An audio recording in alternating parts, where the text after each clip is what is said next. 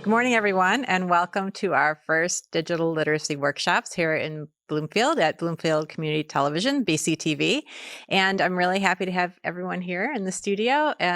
This is your first step if you want to be a producer, a volunteer producer here at the station, is to attend this orientation. So I can just give you a little bit of an overview and a background where we've been and where we're headed in the future. So let me begin with a little bit of my beginning. Hi, Carrie. How's it going? Pretty good. We're getting a lot of phone calls right now. Yes. And wait, we have a correction. The Raymond Love anything was a joke. It was a joke. That was a mean joke, babe. So this is a public access station in Dearborn, Michigan, where I grew up in 1988. That is me in the striped shirt in the middle there. That was kind of rude. And many people get their start volunteering at public access stations just like this one. And that's where I was in Dearborn those days. And I spent many Saturday nights there producing Back Porch Video, which was similar to MTV. We got videos and I was directing live television before I graduated high school. My peers, we served as camera operators, floor managers, on-camera talent, answered phones that were logged into the studio.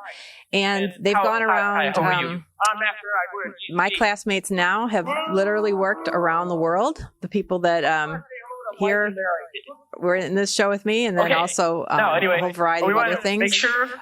Working as a creative director at Nat Geo, directing National Navy commercials, writing and producing for HBO, and much more. So I just like to, show that this is where it's small, but it gives us the opportunity to make mistakes and do fun things. That's what we were doing way back then. So I've kind of come full circle back to this job here in Bloomfield Township, and I'm really delighted to be here. Let me go to the next slide. So every station is set up a little bit differently. Here in the township, there's kind of two divisions, cable and community relations. So in some larger municipalities, they're totally distinct in that the cable and community producers are in their own facility, and then those that are supporting government and doing elected official programming and all of the government streaming, they're in two completely separate places. But here we're all in one building. And then we also work with 5 other municipalities right now. So the cable provides technical support and expertise to community producers, and community relations, we do weekly e-news, supervisors Bloomfield in Focus, quarterly newsletters that get delivered to your home if you live here in Bloomfield, and video campaigns for police and fire, and a whole other myriad of video content that we produce. This is the full-time team here in the township. Myself, the Director of Cable and Community Relations, Greg Black and Steve Roeder are both operation managers. Greg is doing the community relations side, and Steve does the community operations manager. What is it? He does the cable side. I guess it does say cable. Sorry. And they kind of cross over from time to time, and both of them are really good producers and directors, but this is kind of the division that we have currently. We added 2 more full-time staff in the last couple of years, Jose Guzman, who's our grants and engagement coordinator, and Amy McKeag, who's doing digital content coordination. And in addition to those 5 employees, we have a staff of our part-timers, and they're technicians, producers, videographers, assistants. We currently have 21 part-time employees, and many are assigned to these other municipalities that we support. The other municipalities are Bloomfield Hills, Birmingham, Bingham Farms, Franklin, and Beverly Hills. I think I got them all. And so one of these part-timers will always be doing the Franklin meetings, and one is always assigned to Birmingham. And then they kind of mix them up when we do other kinds of events. And we just hired a 3-person team, which Courtney, who's operating camera back there, she's the lead producer for doing news and events. And we'll be producing small, short packages that we'll put out on social media, and then quarterly news magazine shows that's really featuring local content in all those communities. Oops, this is what I wanted to show you, the facilities and resources we manage. So we have the 1,000 square foot studio that you're in right now, and a new podcast studio that's right behind us through that wall. And the high definition truck that was purchased in 2009, it's actually owned by the BACB, and the BACB is the Birmingham Area Cable Board, and that comprises the 4 other municipalities, the Birmingham, Bingham Farms, Beverly Hills, and Franklin. And then they also have use of this facility, and we manage that truck for them. And so we send that truck out to, if you've been in Birmingham when they do the music in the parks, we're always there recording those events and broadcasting those to the community. We do about, I'm going to say 20, I think, sporting events for the high schools and broadcast those out. And then other things you'll find us at, well, I think I have it on another slide coming up here. So I'll talk about that in a minute. So what is PEG? PEG is public education and governmental cable channels, and they're community-based television channels that are across the United States. They're funded by cable companies who pay a percentage of their revenue to local communities in the form of franchise fees and PEG fees.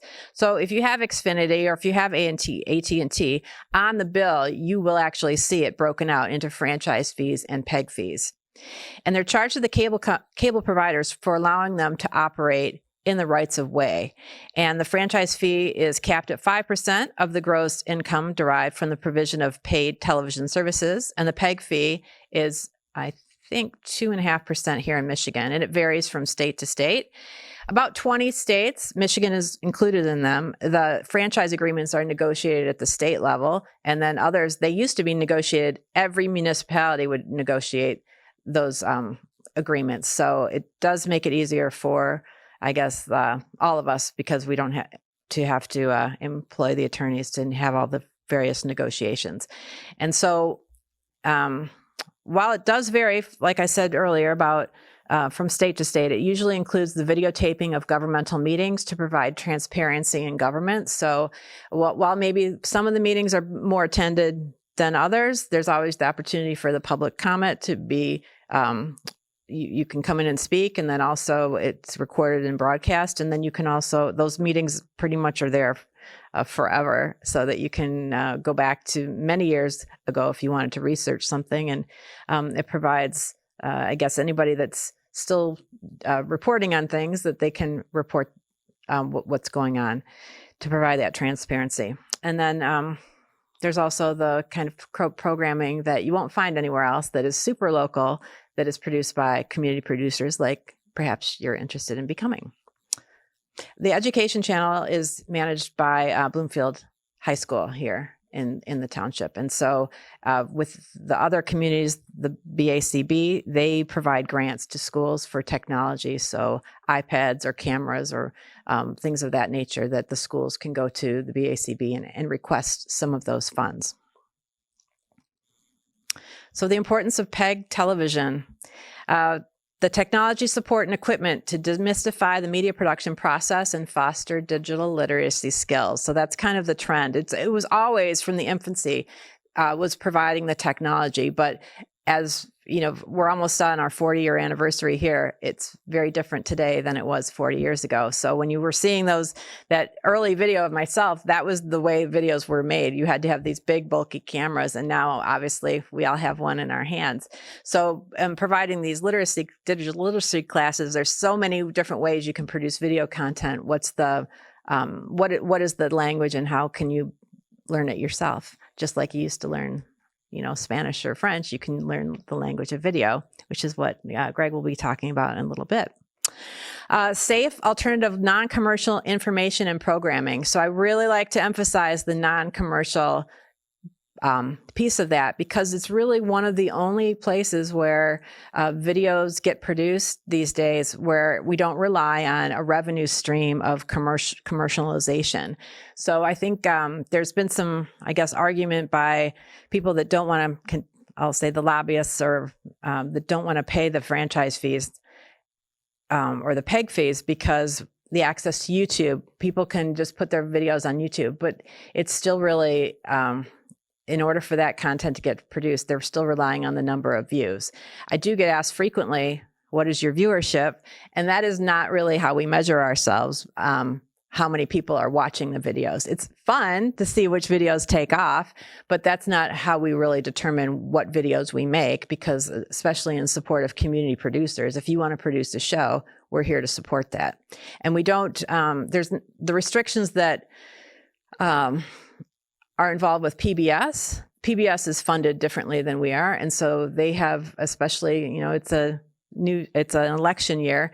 On PBS, they have to give equal time to different candidates. And in community programming, we don't have to do that. If we were in a, let's say, in a district where there was only one kind of videos that people wanted to make, we don't have to go out and seek other people for the opposite viewpoint, because that's not what community programming or community television is. Very different than PBS. So on that is a safe and supportive space for diversity of opinions where underrepresented populations have a voice. The transparency and oversight of government by the recording and broadcasting of public meetings, as I mentioned, and a way for community members to see and join in the democratic deliberation, political critique, and local knowledge production. So we don't have the oversight of a cable company. Comcast, AT&T, our local providers don't tell us what we can and cannot do. What happened there? And again, Produce is content driven, not driven by advertising revenue. So these are our communities, just a quick overview. So you can see that Bloomfield Township is doing most of the work here, or that most of the population, and then Bloomfield Hills, Bingham Farms, Beverly Hills, Birmingham, and Franklin Village. The types of programs we manage, the governmental meetings are a good chunk at 44%, and then the public programs are things like sports, concerts and parades, lectures, PSAs, documentaries, and special programs, and podcasts. Podcasts are very similar to what we used to do in the studio, which was having people in and talking. But I think it kind of evolved to where people really understand more now what a podcast is. And it's the same thing that we used to do. I think it's just been rebranded a little bit differently. So we, this space originally, I've been here with the township about 2.5 years, and the space that we're sitting on used to be divided into 2 sets. And when you came in, you kind of had the choice of 2 sets, and we could dress it a little bit differently. We got rid of that so that we can make this space more flexible, I'll say. We did a live one-man show in here last year that was performed for 3 days, and then we recorded it and broadcast it. We're doing workshops like this, and now the kind of the conversations that we're talking about happen in the podcast studio, which you can visit since you're here in person. And if you're not here in person, you can come on in anytime and visit us here in the cable building. We're open the same hours as the township for folks to drop by. A few of the community producers, these folks have been here doing the talk shows for many years. You can see that 30 years is up here, the bottom line, that they've been coming in consistently year after year to do very hyper-local conversations. And these are some of our newer shows. Healing Home, the Franklin Show, which is actually one of my new favorites. That's trustee Mike Seltzer. His dog is named Franklin, so he actually brings his dog in, and he doesn't have a background in comedy. He has a background in marketing, but I think this is something, it's a good outlet for him, and he's really enjoying himself, and also letting people know what's going on in Franklin, because as you know, there's all kinds of rumors that happen in small towns. And so he brings the actual source in so that some of the questions can get answered. So one of them, his first guest, there was a new city manager, and she was involved. And then I think there was a beloved market, the Franklin Market, that was downtown Franklin for many years, and it got taken over. Well, the lease expired, and it's now an exercise facility. And so the owner of that facility came in, and she's now expanding into opening a coffee shop. So there's been many rumors. I live in Franklin, so I hear a lot of those things. In any case, these are some of the other shows we've had. And I'll say that the League of Women Voters, that's something that we've been covering for many years. And we do look at YouTube, and people are watching to become more educated. Those videos are very well viewed because people want to know who's running in local elections, and that's a place where we just record them and provide it for people to watch.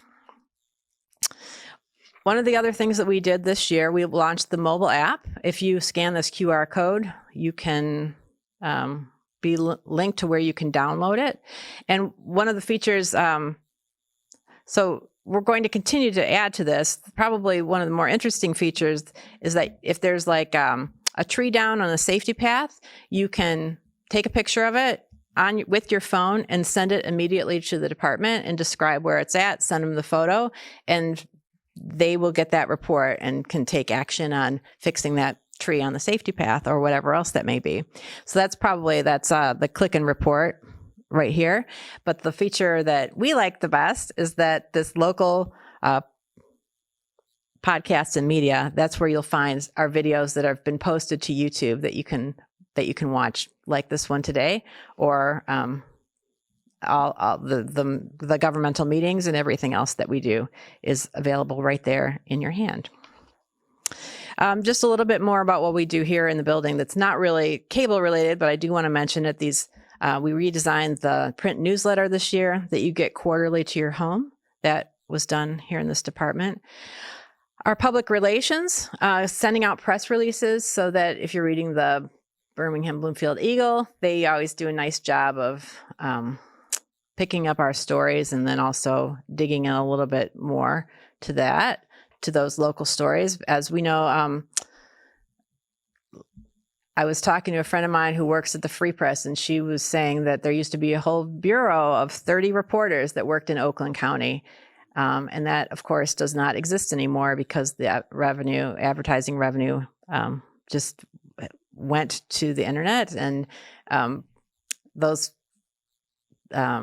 papers are, they're still trying to do what they used to do with the staff that's about 10% of what it used to be. So we're doing what we can here to try and tell those local stories in a way that's been kind of lost because of local newspapers folding. Electronic newsletters is a way that we reach everybody. So if you're not signed up for this, this is a way that we communicate with our community. The Township news goes out once a week on Thursdays. We do a couple internal e-news as well, one for employees, and then a recruitment blotter that's really focused on police recruitment because it's so difficult to recruit officers and public safety personnel, fire department as well. So this helps us stay in touch so that Bloomfield Township is top of mind when those people are looking for a job or may want to go somewhere else. And then Local Lens is specific to us here in the cable building. So what kind of shows are being produced and featuring our community producers, linking you to the content and other workshops and things that are going on here. The return of the open house is part of our community engagement. We do the food trucks as well that run through the summertime, and Jose manages grant writing in support of all the departments throughout the township so that we can bring in a little bit of funding from other places instead of paying for it all ourselves. So as funding decreases, well, the funding decreases as streaming has gained popularity. So as consumers cancel their cable subscriptions and switch to broadband services to view content, you can see that the revenue is also decreasing there. So I just got back from NATO, which is a national conference, the National Association of Telecommunication Officers and Advisors. And what the conversation was this year was that broadband is the future of cable. So broadband, most places are not charged any fees on the broadband service. So on Netflix, YouTube, and Hulu, they are not. If you cancel cable and still get broadband or internet, you're not, the funding isn't supporting this kind of program anymore. And we're all working, when I say we, the many lawyers that were attending the conference and those that are in my position are trying to figure out how do we get that funding back? And because they're still operating in the rights of way, and that's why we have access. That's why we're funded, is because the cable companies are operating in the rights of way. So a little bit about, I'll just touch on a little bit of what's going on right now. So the FCC, it's very complicated. I finished my master's recently, and I did a big research paper on the funding, and a lot of reading related to trying to figure out what's going on right now. Because the FCC has simultaneously acknowledged local municipalities' role in telecommunications deployment and actively worked to curtail the power through deregulation. And these deregulatory actions strip municipalities of their autonomy over license negotiations and local rights of way, and stymies the development and deployment of local communication systems. So that's why I've got the push me, pull me, because the FCC is the one that they're saying all these things, but they're going in two different directions. A little bit of the other legislation that's happening is the Community Protection, the Community Television Act in February of 2023. And the big one is the American Broadband Deployment Act, which was introduced in May of 2023, which that's the $1 billion BEAD policy that's trying to give more access to those who can't afford it. So in urban areas and rural areas, broadband access is like access to running water or electricity. So there was a time when not everybody had electricity, and that's where we are with broadband. Not everybody has broadband right now, and eventually we're going to get to that. It's an essential infrastructure, the lack of which is a barrier to economic competitiveness and the equitable distribution of essential public services, including healthcare and education. And we just did a show on this with our local Comcast representative, Eric Woody, where he came in and talked to us about how Comcast is supporting some of these digital equity initiatives. And so more people can have access. A lot of that programming, as far as the digital access, was working in the city of Detroit, but we also have people of different income levels here in the township and our other communities that we support that can have access to low cost broadband. Where's my mouse? I think I'm not really good at operating these like a computer doing PowerPoint like this, but I'm doing the best I can. So in any case, we will continue to move on. So future funding possibilities. This is kind of what part of the discussion. Like I said, every station is a little bit different. In some places, the stations like this are nonprofit. But what's happening these are a few of the different ways that people are helping continue to fund us being PEG television. In Austin, Google Fiber actually stepped up and is paying about 2.5%, which is similar to what the PEG fees are for cable here. And in Chicago, there's an amusement tax. It's not just on cable or video programming. It's also if you are going to the Ferris wheel or whatever else you would do for amusement in Chicago, you're paying 9% additional on that because of that tax that they have there. The communication services tax in Florida just passed in February. And I really love that one because it was bipartisan legislation, which is my favorite, the bipartisan kind.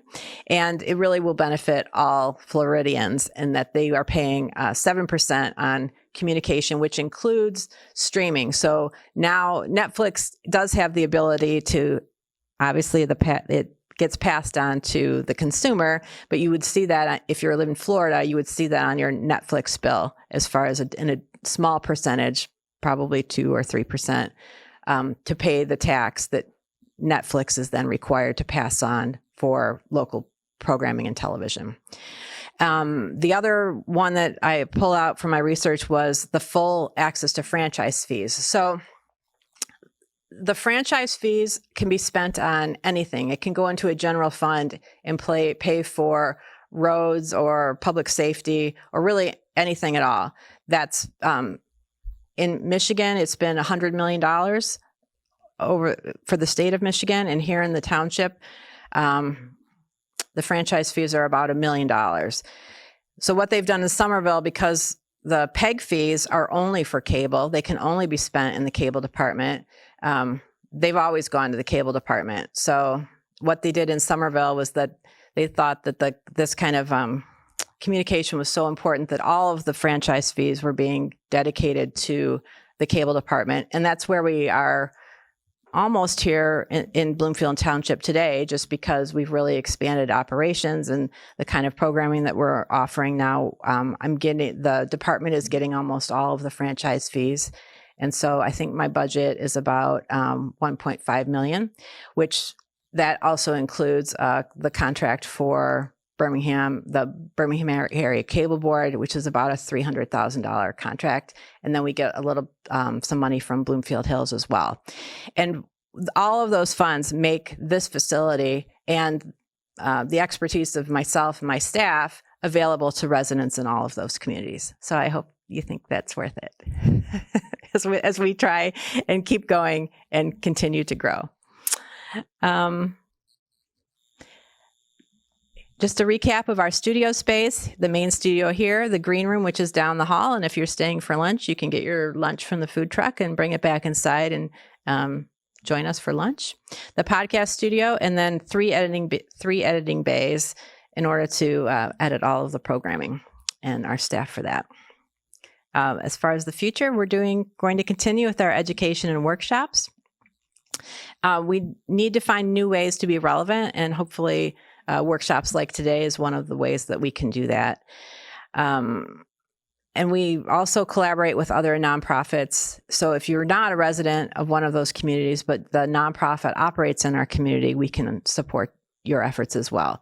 We've started to do a little bit of work for hire, where like the Pink Fund is a nonprofit who provides assistance to people with breast cancer who can't pay their bills. And so the video that we created for them, because it wasn't going to be broadcast on our station, they paid some money for that production, and they'll use that at their event that's coming up, their fundraising event. So we're starting to do a little bit more work like that. So as far as the next steps in becoming a video volunteer producer, you've attended the orientation, so you've done one of those steps. You need to complete a show proposal, and you can find that document on our website, or my staff we can print one out for you if you need it. You'll be assigned a BCTV director to help you through the process, and then observe 2 programs. So later today, we're doing a live recording of the Distracted Librarians, which is a podcast that is being produced by 4 people that work in the Township Library. And so if you attend that, you'll have one of your program observations checked off, and then we help you create a plan for the show, including graphics and music and whatever else you may need. So that's my presentation for today, but I'm happy to answer if there's any questions that you might have. Greg's got a microphone, and I'd be happy to try and answer them. Just raise your hand if you have a question. I'll bring the mic your way. Yes. Yeah. Do you track the visual audience, even if it's not an important item? Do you track how many people watch? So when I started, there was a YouTube that had been started at one point, and then they kind of abandoned it because the staff was really down to 2 people. So on YouTube, that provides more metrics than it provides tons of metrics on that. But as far as the actual cable broadcasts, that would be like Nielsen ratings that we do not do that here. So we can't, there's not really a way to track it. So it's not that we wouldn't like to know those numbers, but we know just from, I guess, talking to people, or when we don't run, there's a very popular exercise show that seniors watch. And we know if we change the schedule, we get phone calls about it. So, so we know that that's a popular one. And we know that our audience here in the township, because we are a more senior, I believe our supervisors said we are the most senior population in Oakland County, that our drop off as far as our our cable fees has been less than other places because people are still subscribing to cable and not switching over to broadband, because I think it's even just buying a new television today and trying to figure that out it can be complicated. So they're still using cable. And there was another show that one of the librarians did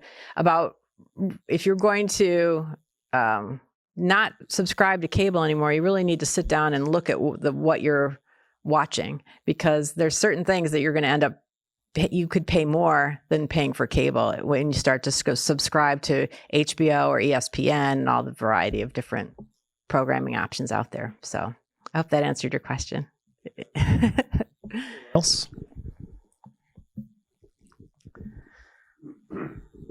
You just mentioned that you support nonprofits. Yes. In the township. Okay. I represent a nonprofit based in the township. Can you expound on how you support them? Or Right.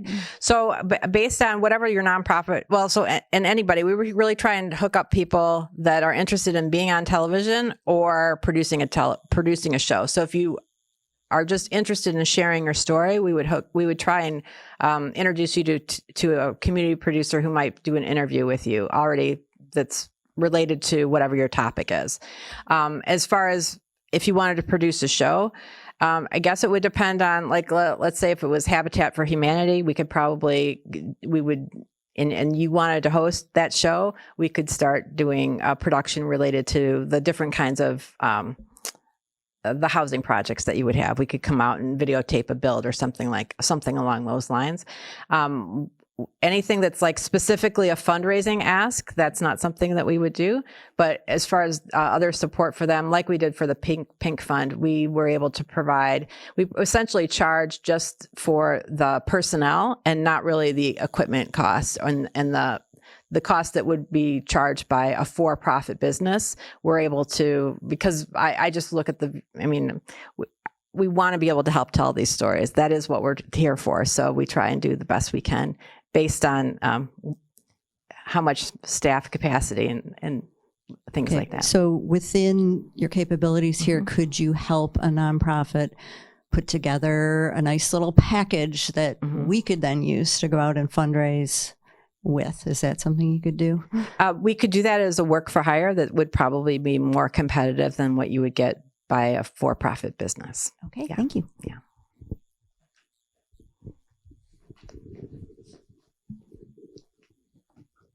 Thank you. Do you have a rate card for services? I should be developing one, shouldn't I? So I would say no.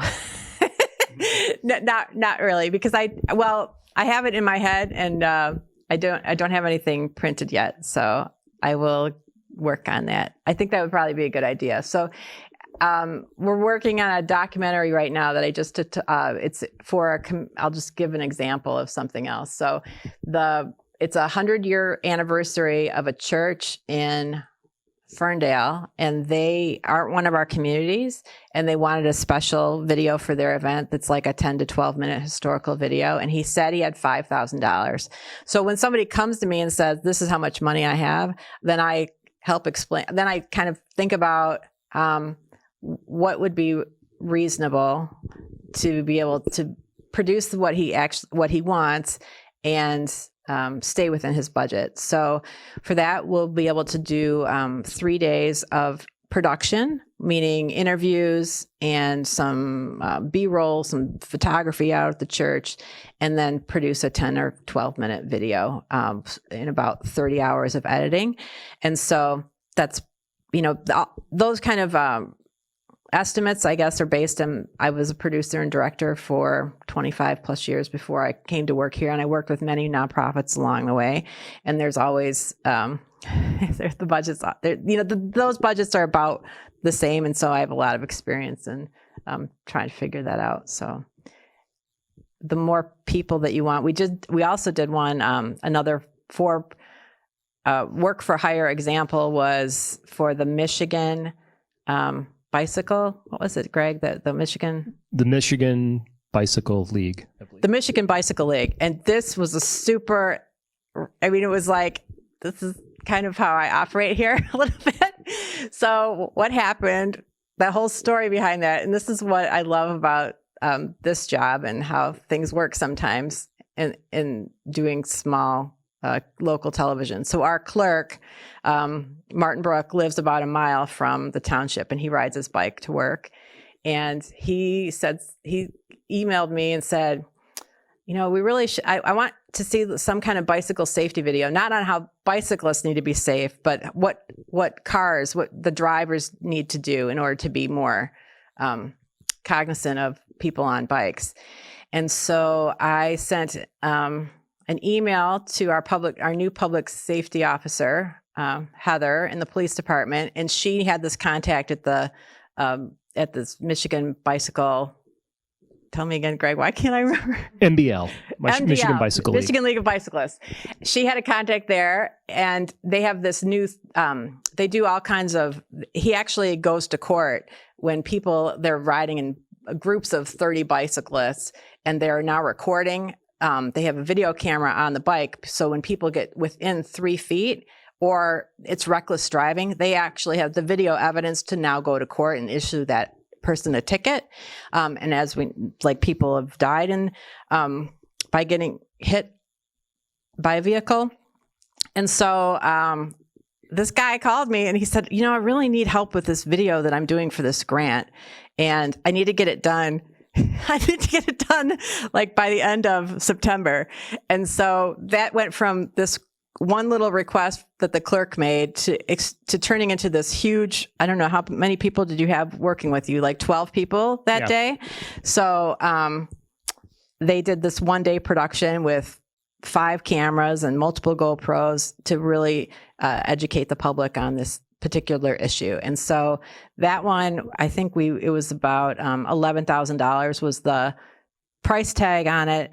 And so there was the core group of people, but then we also had, we started 6 employees in the last 3 weeks. And so we just brought those guys along for the ride so they could see what a production was like too, because I feel like a lot of things like that, we need to use it as an opportunity for learning. So that's a very long answer to why I don't have a rate card. Any other questions?